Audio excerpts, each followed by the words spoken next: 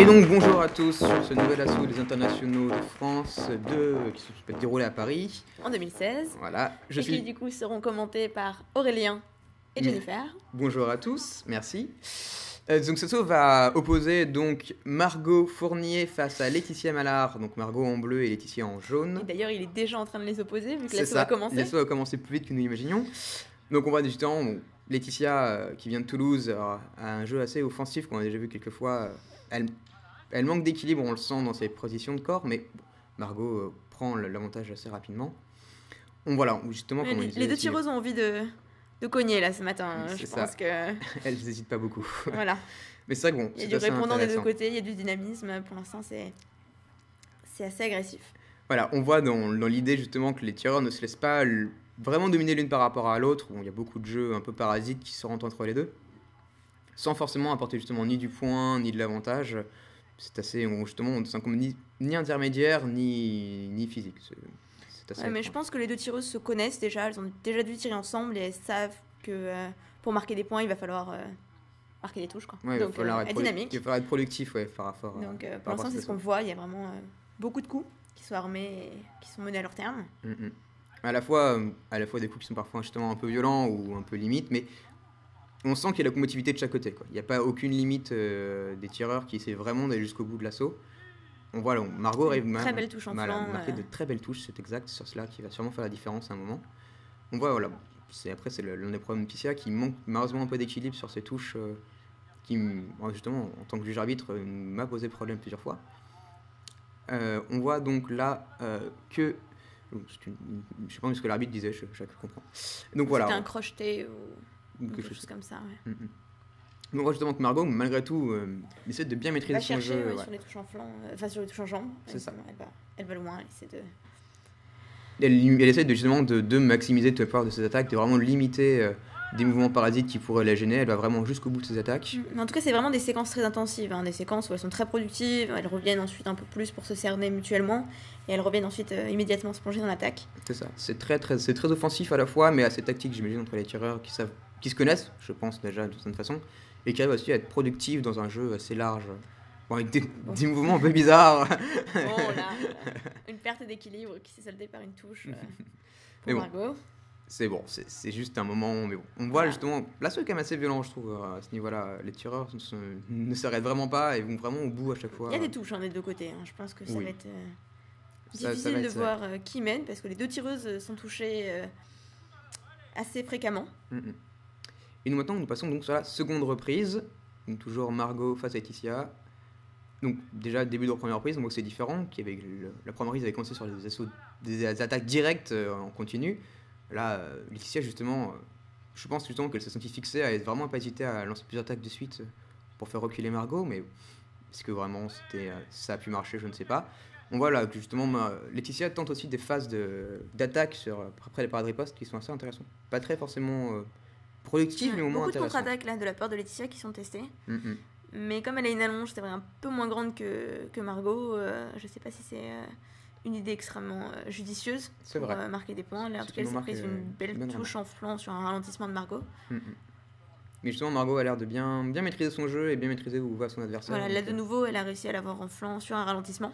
Je ne sais pas que c'était caractéristique de son jeu, mais en tout cas, j'ai l'impression que c'est la tactique qu'elle a opérée, qu'elle a décidé de choisir pour cet assaut. C'est vrai, c'est vrai. C'est vrai que ce qui est aussi intéressant, je pense que sur maternité, je trouve que Laetitia est assez productive, mais malheureusement, c'est pas très technique, c'est pas très beau, ce qui fait que je ne peux pas vous dire vraiment si les touches qu'elle met seront comptées par les juges, malheureusement, à ce niveau-là. Ce qui fait que je trouve que l'assaut est assez brouillon dans son ensemble. Bon, ça, c'est un assaut intéressant pour un niveau justement où entre deux tireurs qui arrivent à se connaître et à s'annihiler assez mutuellement. Il y a des touches un peu n'importe où, n'importe quand, mais ça, c'est intéressant. Les distances sont pas spécialement respectées non plus à l'instant. Mais c'est vrai que c'est bon. Malgré tout, ça reste intéressant. Il y a l'idée et la création de jeu entre les deux tireurs qui pousse vraiment... C'est intéressant, n'est-ce pas? Ça va. Qui pousse justement à ce niveau-là entre les tireurs. Ça s'arrête pas vraiment. Elles vont vraiment jusqu'au bout de leurs initiatives. Je crois que j'ai perdu mon binôme. Pas du tout. Et donc voilà. Donc là, on part vraiment sur un assaut assez différent du premier qui était plus offensif. Néanmoins intéressant, il faut le souligner. Ça va.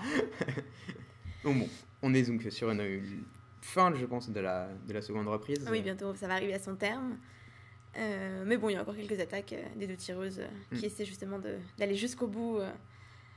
De l'assaut. C'est vrai que là, je pourrais pas trop vous dire qui mène vraiment la main sur ces reprises qui viennent de se passer. Il y a beaucoup de productivité de côté, mais la propreté est sûrement assez limite aussi à ce niveau-là. Nous verrons ça au moment des résultats.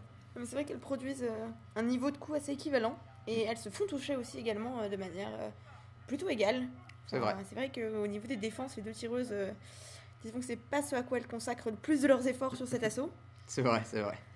Il y a beaucoup de touches, mais bon, à la fois sur les tentatives, mais aussi sur des problèmes de paratripoche, je pense. Là encore, un ralentissement en flanc qui passe... qui passe très bien, qui réussit une touche vraiment bien posée à ce niveau-là. Bon, verrons justement ce que les gens pensent au résultat, mais malgré tout, c'est très productif et très intéressant dans la position. Ça va.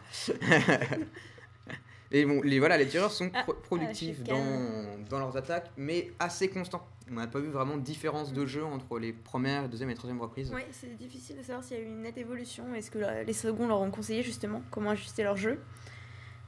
Toujours la même agressivité qui finalement était présente tout au long de l'assaut avec deux tireuses. Deux tireuses qui vont vraiment jusqu'au bout, à la fois dans leurs idées, mais aussi dans leurs touches. Mais ça fait que ça manque un peu d'adaptation face à l'adversaire, vraiment d'essayer de maximiser vraiment ses touches. On sent justement que là, elles sont vraiment dans une confrontation finalement. Aucune d'elles ne peut vraiment développer son jeu, c'est de la confrontation frontale permanente. Mais justement, c'est ce qui manque justement à ce niveau-là entre les tireurs d'essayer d'aller jusqu'au bout de leur intention et de marquer du point dans les défauts de l'adversaire. Ça aurait été peut-être si intéressant comme technique. Donc voilà, on se retrouve dans une situation où les tireurs ne vraiment se laissent aucune chance. On est sur une troisième reprise, donc c'est vraiment à la fin de l'assaut. C'est sûrement là aussi que ça peut être décisif, la remontée d'un tireur ou justement creuser l'écart pour l'autre.